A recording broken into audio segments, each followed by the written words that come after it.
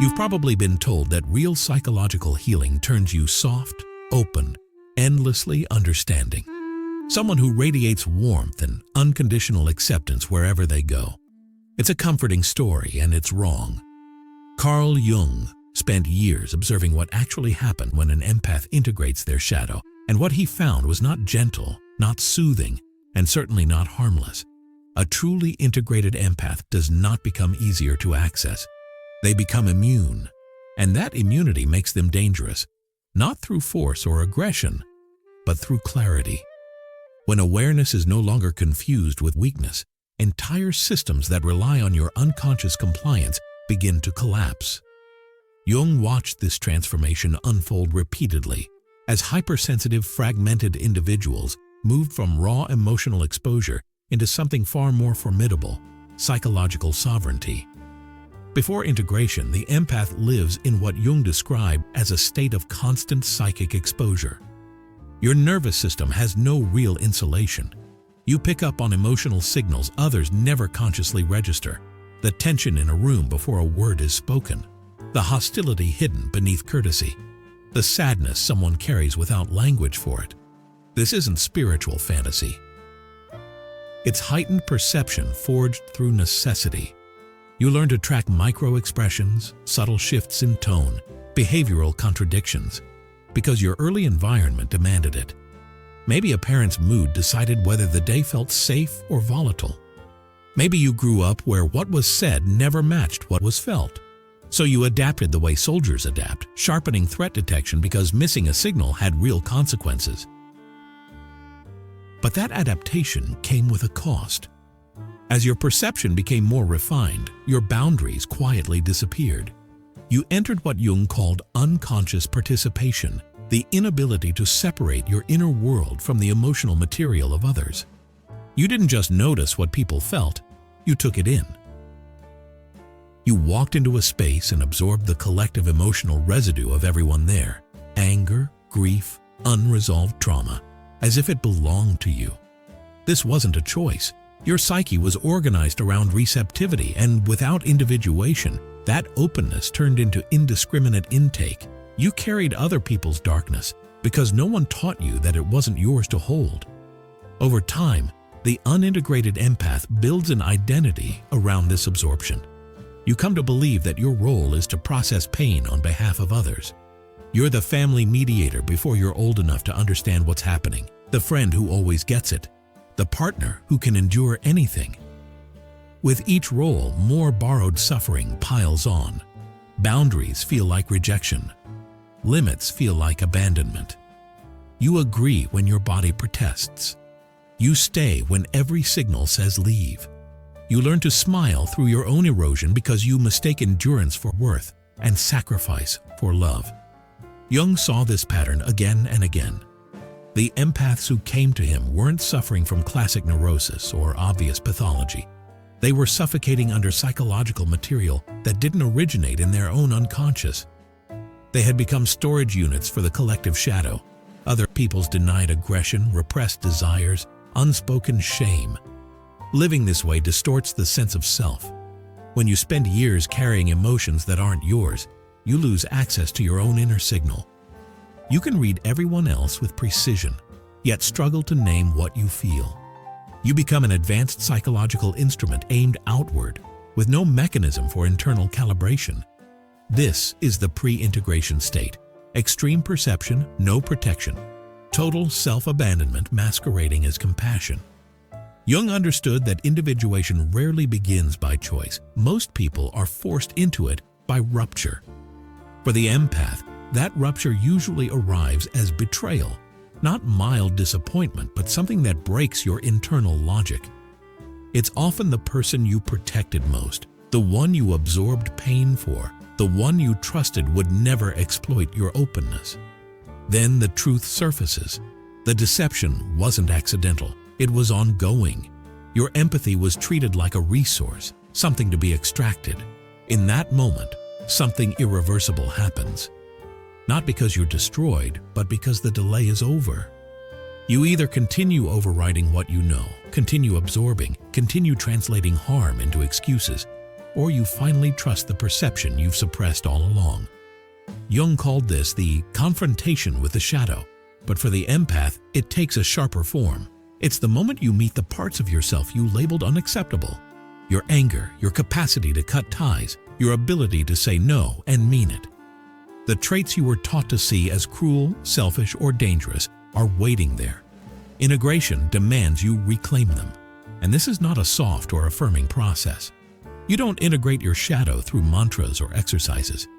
You do it by admitting your role in your own erosion, by seeing how every time you betrayed your instincts to protect someone else's comfort, you enacted violence against yourself. The shift happens when you stop, when you look at the person who betrayed you and feel nothing to fix, nothing to understand, no urge to absorb their guilt, only a clear, steady, unmovable knowing. What follows that moment is nothing like the version of healing that gets marketed. You don't reopen. You don't become more trusting. You don't soften back into who you were. You sharpen. Integration means reclaiming every function you suppressed and bringing it into conscious use. Your intelligence, your capacity to evaluate without sentiment, your willingness to let others face consequences, your ability to leave without justification, your precision in detecting manipulation before it fully forms. These were never flaws. They were survival tools mislabeled as defects. And the instant you stop treating them as something to correct, your entire orientation to reality shifts. Jung identified 3 stages in this transformation, each one dismantling a comforting illusion about who you're supposed to be. The first is the end of absorption. You stop functioning as a dumping ground for other people's emotional excess. The mechanism is subtle but exact. You develop conscious differentiation, the ability to notice emotional content without pulling it into your system. Someone directs anger at you. Before, you internalized it, searched for your fault, tried to repair what you assumed you'd broken. Now, you observe it. You recognize it as theirs. You watch the projection unfold without accepting the assignment. What looks like emotional mirroring is actually deflection. Their emotions return to them intact, and most people cannot tolerate that. They escalate. They accuse you of being distant, cold, changed. They're right. The old version of you was unconscious. This stage neutralizes guilt-based manipulation instantly.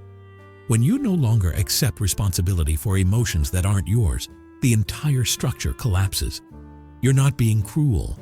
You're watching consciousness meet unconsciousness and refusing to participate. The second stage unsettles people who believe empathy should mean unlimited access. You become selective, decisively selective, about who is allowed into your inner world. This isn't about building walls. Walls are fear-based. Selectivity is strategic. You're still capable of deep presence, of real attunement, of holding genuine pain. But now, those capacities are reserved for people who demonstrate reciprocal awareness, people engaged in their own work, people who respect boundaries without probing them, people who can sit with discomfort without exporting it to you. For everyone else, you become unavailable, not cold, not reactive, simply unreachable. The open door becomes a threshold, and the conditions for entry are fixed. You don't explain them. You don't justify them. You don't soften them to keep the peace. You operate from them. This is where the difference between being nice and being kind becomes functional. Nice avoids friction. Kind tells the truth, even when that truth disrupts comfort. At this stage, the integrated empath stops being nice and becomes kind in ways that feel sharp to those who benefited from your softness. This selectivity isn't driven by moral judgment. It's driven by pattern recognition.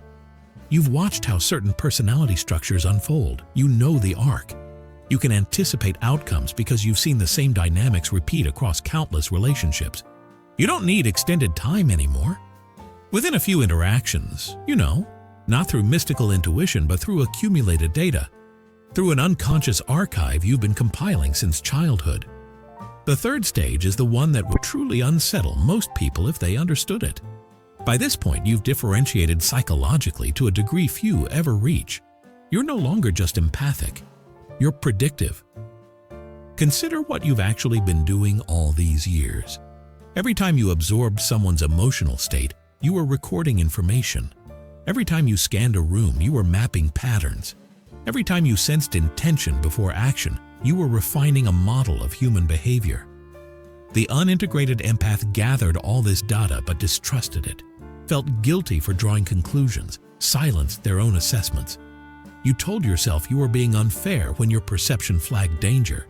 You overrode your warning systems in the name of compassion. The integrated empath doesn't do that. When every internal signal points to deception, you don't wait for proof. You don't need consensus, and you move accordingly. This is what makes the healed empath operationally dangerous. You see the game before the first move is played.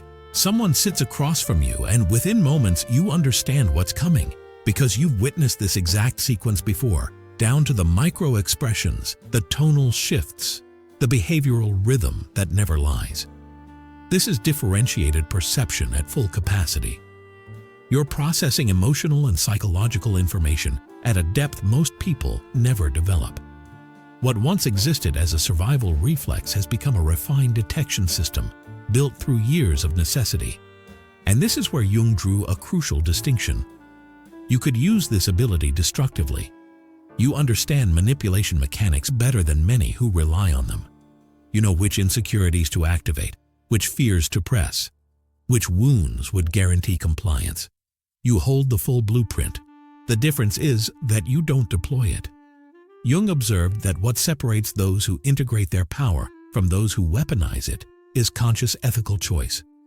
The integrated empath chooses protection over domination.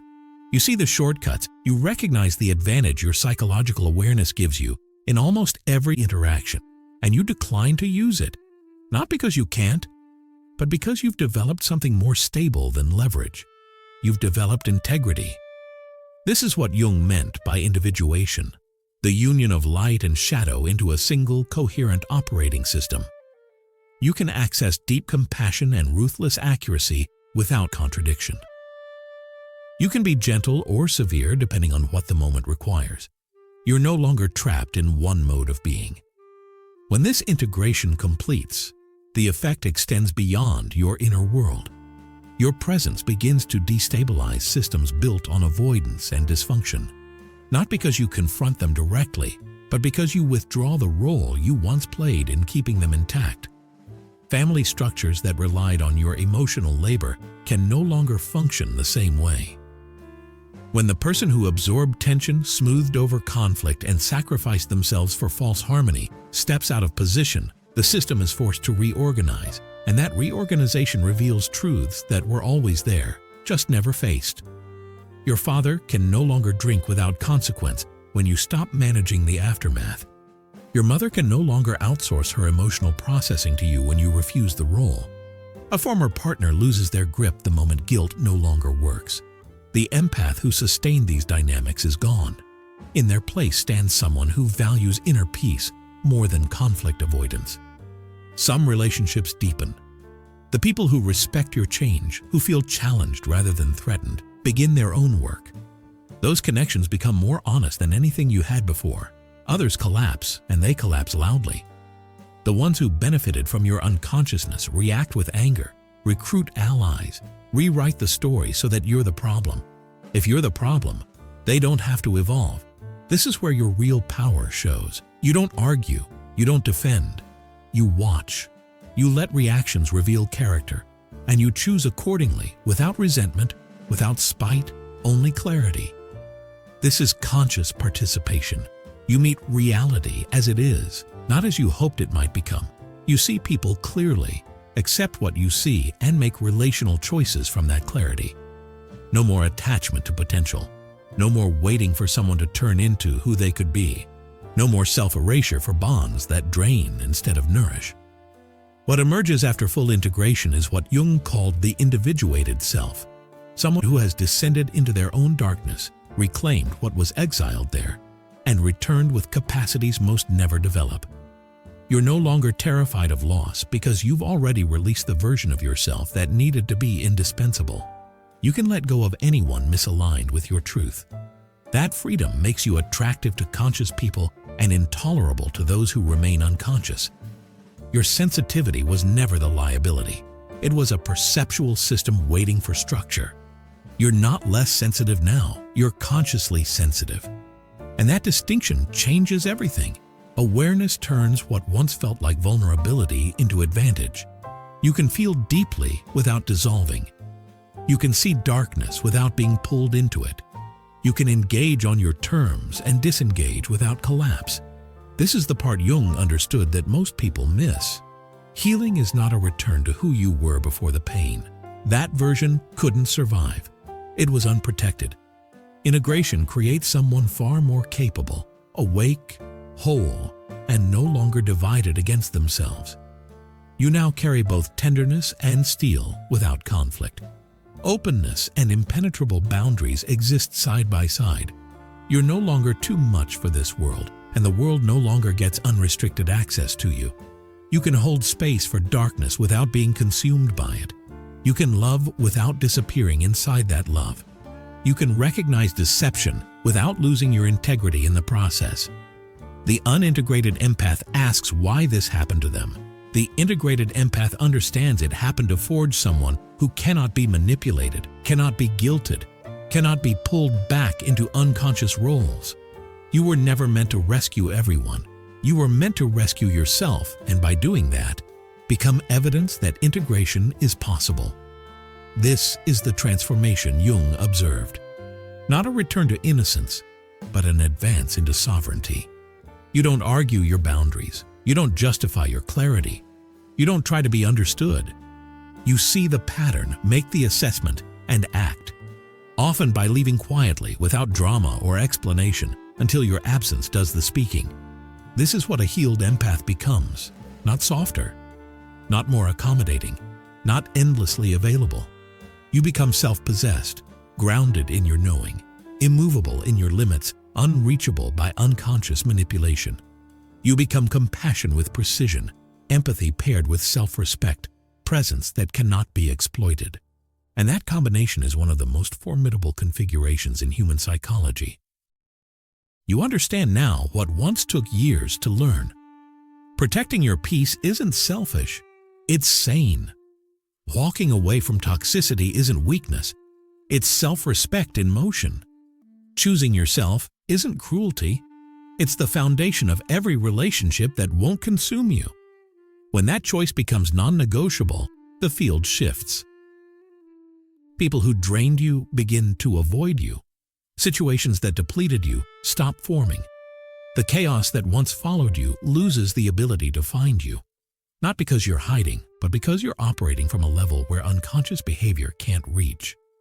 Manipulation deflects. Guilt lands nowhere. You're no longer standing where it can hit you. This is what you inherit. Not endless sensitivity, but discernment. Not the obligation to help everyone, but the wisdom to invest only where there is reciprocity. Not infinite patience, but the strength to leave when patience becomes self-betrayal. Your breaking point was an initiation. Your sensitivity is the instrument. Your empathy is the advantage. And now that you wield it consciously, you are unreachable to anyone operating from unconsciousness. This is what Jung meant by individuation. This is what a healed empath actually becomes. Not someone who absorbs everything, but someone who chooses. You don't argue your reality. You don't plead for understanding. You don't need to be believed. You see the pattern, you recognize the structure, and you respond with action, often by stepping away so quietly, it takes time for anyone to realize you're gone. No spectacle, no justification, just absence. This is the final distinction. Healing doesn't make you nicer. It makes you sovereign, self-directed, internally aligned, immune to manipulation that once worked because you were standing in the open. Now you're not. You're grounded in yourself, guided by clarity, and finished with unconscious participation. You become steady, self-owned, unshakable in your knowing. Your boundaries no longer wobble under pressure. Your compassion no longer overrides your self-respect. You move through the world with quiet authority, not loud, not performative, simply clear. Love, but with precision. Empathy, but with discernment. Presence, but never at the cost of your integrity. and that combination is rare. It changes rooms, it changes dynamics, it exposes what can no longer hide. Protecting your peace becomes instinct, not strategy. And from that place, you're no longer asking to be treated well. You're operating from a level where anything less can't reach you. Your sensitivity was never meant to be a wound. It was meant to be a tool, but only once paired with boundaries, wisdom, and trust in yourself. Not blind trust, earned trust. Trust built from pattern recognition, from lived data, from clarity forged under pressure. You don't need to harden, you don't need to close, you simply choose. And that choice reorganizes your entire life. The people, the situations, the emotional climate you inhabit begin to reflect the level you're operating on. What once drained you fades. What aligns draws closer. This isn't luck, it's structure. Your breaking point wasn't a failure, it was an initiation. The moment where endurance stopped being mistaken for virtue. Your empathy didn't disappear, it came under command. You were never meant to carry everyone. You were meant to carry yourself, and when you do, you become something that can't be coerced, can't be guilted, can't be pulled back into unconscious roles. This is individuation as Jung meant it, not innocence regained, but sovereignty achieved. You're awake, integrated, operationally untouchable by anyone who confuses your awareness with availability. You don't argue, you don't explain, you don't prove, you observe, decide, and move. Often by leaving so cleanly, it feels anticlimactic. No confrontation, no drama, just the quiet removal of access. This is the final form of healing the myths never talk about. Not softness, not endless understanding, but self-possession, clarity, and boundaries that don't need enforcement because they're no longer negotiable. You're no longer easier to reach. You are harder to move. You're grounded in yourself, steady in your limits, clear in your knowing. Empathy remains, but it's guided by self-respect. Compassion remains, but it's deployed intentionally. You become love with discernment, presence with structure, care without self-erasure. This is what a healed empath actually is. Not open access, not emotional availability on demand, but sovereignty. And once you live from that place, the world responds differently. Not because you demand anything, but because unconscious dynamics can no longer get traction. What used to hook you finds no surface. Guilt dissolves on contact. Drama can't locate you. You're not hiding, not armored, not withdrawn. You're simply no longer standing where extraction happens. This is the inheritance most never claim. Not the ability to feel everything, but the wisdom to choose what it deserves to be felt. Not endless giving, but disciplined devotion to what's reciprocal. Your empathy becomes precision, your sensitivity becomes strength. And from there, nothing that depends on your self-abandonment can survive. This is the truth Jung pointed to long before it was diluted into comfort narratives. Healing doesn't return you to who you were. That version existed without protection, without choice. What emerges instead is someone awake, whole, internally aligned. You carry gentleness and steel at the same time. You can walk away without bitterness, love without losing yourself, see clearly without needing to be believed. You are no longer here to be consumed. You're here to participate consciously, and that makes you unreachable to anyone who mistakes your awareness for permission. You don't need to announce it. You don't need to justify it. You simply see the pattern, register the truth, and remove yourself. Most of the time, you leave so quietly it takes a while for anyone to notice the absence. No conflict, no explanation, just the sudden collapse of access. This is what a healed empath ultimately becomes. Not kinder in the way people expect, not more accommodating, not endlessly open. You become sovereign, self-directed, internally anchored, unmovable in your boundaries, immune to unconscious manipulation. Empathy remains, but it's paired with absolute self-respect. Compassion remains, but it's deployed with precision, and that combination is one of the most formidable forces in human psychology. You understand now. Protecting your peace is not selfish, it's sanity. Leaving what harms you is not weakness, it's clarity in action. Choosing yourself is not cruelty. It's the prerequisite for every relationship that won't hollow you out. When that choice becomes embodied, the frequency changes. People who fed on your overgiving drift away. Situations that relied on your compliance stop forming. The noise that once followed you everywhere fades. Not because you escaped it, but because you outgrew the level where it could reach you. This is your inheritance, not sensitivity without limits, but discernment with authority. Not endless patience, but the strength to walk away when patience becomes self-erasure. Your empathy is still there. It's just no longer available for exploitation. Your breaking point was never random. It was the threshold, the moment where survival turned into authorship. Your sensitivity became an instrument instead of a liability, your empathy an advantage instead of an obligation. And now, wielded consciously, it makes you unreachable to anyone operating from unconsciousness. This is what Jung meant by individuation, not purity, not innocence, but integration. You don't save the world by disappearing inside it. You save yourself by standing whole within it. And from that place, you are no longer available for manipulation, guilt, or extraction. You are present by choice, engaged by consent, and gone the moment clarity says to leave. This is what a healed empath actually becomes. Not softer, not smaller, not endlessly understanding. You become precise, grounded, self-directed. You don't argue with unconscious behavior anymore because you're no longer inside its reach. You don't chase closure. You don't seek validation. You don't wait to be chosen. You see clearly, choose deliberately, and move cleanly, usually without announcement, usually without noise, just the quiet removal of excess. And that quiet is what changes everything. There's nothing left to prove, nothing left to explain. You've integrated what you once disowned, and in doing so, you've reclaimed your authority over your own life. You can feel deeply without dissolving. You can connect without self-erasure. You can walk away without guilt. This is not emotional numbness, it's emotional command. You are sensitive, but sovereign, empathic, but anchored, present but never available at the cost of yourself. This is the endpoint Jung described, not healing as softness, but healing as wholeness. And from that wholeness, life reorganizes around you, not through force, not through control, but through alignment. What once demanded your energy can no longer access it. What once thrived on your confusion loses its leverage. You don't harden, you clarify.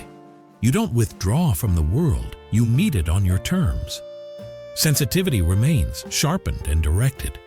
Empathy remains disciplined and intact. You are no longer here to be shaped by unconscious dynamics. You are here to choose, to engage deliberately, and to leave without hesitation when integrity requires it. This is the final outcome Jung pointed to, not a return to safety, but the emergence of sovereignty. This is what stands at the end of the process, not innocence regained, but authorship claimed. You are awake to yourself, integrated in your power, and no longer negotiable with anyone who operates through guilt, confusion, or extraction. You don't resist, you don't fight, you don't explain. You simply see, decide, and withdraw your energy where it doesn't belong, usually quietly, usually without witnesses. And that quiet departure is the signature of someone who no longer needs permission to protect their own psychological integrity. You've crossed the threshold. Sensitivity is no longer something done to you. It's something you wield. Empathy is no longer an open channel. It's a calibrated function. You don't carry what isn't yours. You don't fix what isn't asking for growth. You don't stay where clarity says leave. This is individuation in practice. This is healing without mythology. And from this position, you are no longer reachable by unconscious manipulation because you are no longer available for unconscious participation. This is where the story actually ends, not with transformation into something softer, but into something stable, integrated, self-directed. You are no longer searching for safety in others. You are no longer negotiating your boundaries for belonging. You are no longer confusing endurance with love. You stand in yourself. And from there, only what is real can meet you. Everything else falls away on its own. And that is the quiet truth most people never hear. Healing doesn't make you easier to hold. It makes you harder to misuse. You don't glow for everyone anymore. You don't offer yourself as a solution. You don't stay out of fear of being misunderstood. You exist with weight now, with choice, with gravity. Your presence is intentional, your absence final. And in that balance, sensitivity stops being a liability and becomes what it was always meant to be, a precise instrument, guided by consciousness, protected by self-respect, and no longer available to anything that requires your disappearance to survive. This is what Jung actually described, stripped of comfort and fantasy.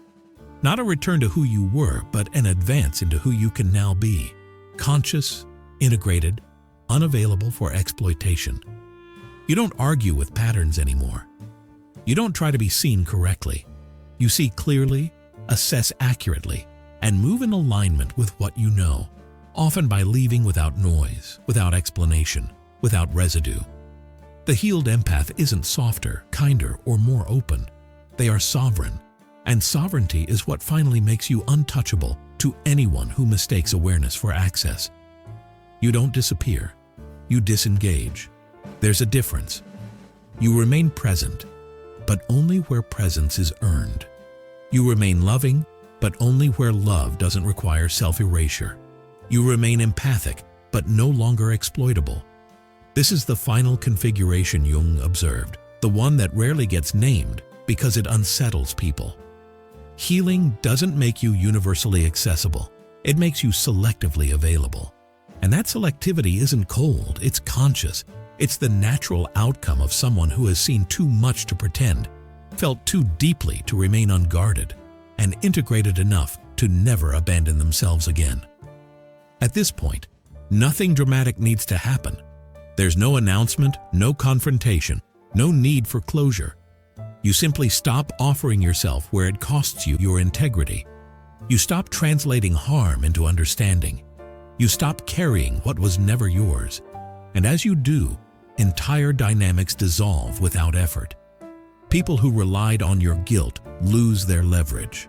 Situations that fed on your confusion lose their fuel. You don't fight them, you outgrow them. This is the quiet power of integration, the ability to remove yourself so completely that what depended on your participation can no longer exist. What remains after that is not emptiness, but order. Your inner world is no longer crowded with voices that aren't yours. Your decisions come from alignment, not obligation. You don't scan for approval. You don't brace for impact. You move cleanly, decisively, without the old background noise of guilt or doubt. This is what full integration feels like. Calm, not passive. Clear, not rigid. You are no longer shaped by what others need from you. You are shaped by what is true. And from that place, you are finally free to engage with life as a choice, not a sacrifice. And that freedom is not loud. It doesn't announce itself. It's quiet, grounded, unmistakable. You stop explaining your boundaries because they no longer feel like something to justify. You stop attracting chaos because there's nowhere for it to land. You stop being pulled into roles that require you to disappear. Healing at this level isn't about becoming better. It's about becoming unmovable. You know who you are, you know what you carry, and you know exactly what you will no longer hold. This is the end of unconscious empathy. Not the loss of feeling, but the end of leakage. You feel what's yours. You leave the rest where it belongs. You engage where there is reciprocity and step away where there is extraction. Nothing dramatic, nothing punitive, just clean choice. And in that choice, your life simplifies. Fewer entanglements, fewer explanations, more alignment. What once overwhelmed you now passes by untouched because you're no longer open by default. You're present by consent. You don't become unreachable because you hide. You become unreachable because there's no longer an open channel to exploit. Your empathy is still there, but it's guarded by clarity. Your sensitivity is intact, but it's anchored in self-trust. You don't need to convince anyone of your boundaries. They're felt. This is the outcome Jung pointed to again and again. Healing as integration, power without domination, presence without self-erasure. And from here, nothing that depends on your unconscious participation can touch you. And with that, the loop closes. You're no longer trying to heal in order to be acceptable. You're no longer negotiating your nature for belonging. You're no longer mistaking endurance for virtue. You are integrated, conscious, whole. Your empathy serves your life instead of consuming it. Your sensitivity informs your choices instead of dictating your sacrifices. This is what a healed empath actually becomes. Not softer, not smaller, not endlessly open, but sovereign. And sovereignty is quiet. It doesn't seek recognition or agreement. It doesn't need to be understood to be real. You live from alignment now, not reaction. You stay where there is truth, and you leave where there is distortion, without drama, without resentment, without explanation. This is the final shift. Healing as self-possession, awareness without availability, sensitivity without surrender. You don't disappear from the world. You simply stop disappearing from yourself. From here on, nothing needs to be proven. You don't convince. You don't correct the narrative. You don't chase understanding from people committed to misunderstanding you. You simply live from what you know. Your choices become quieter, cleaner, more final. Access is no longer automatic. It's earned and it's reversible. This is the state most people never reach because it requires letting go of the identity built around being needed. But once you do, your life stops revolving around damage control and starts organizing around truth. That's the real completion Jung observed.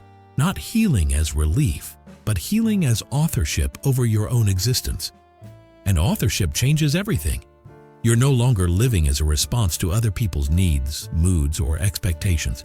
You're living from an internal axis that doesn't shift under pressure. You feel what's real, you see what's true, and you act without apology. Not aggressively, not defensively, cleanly. The world adjusts around that kind of presence whether it wants to or not. Some doors close on their own, others never open again. And what remains is not loneliness, but coherence. A life that finally fits the person living it.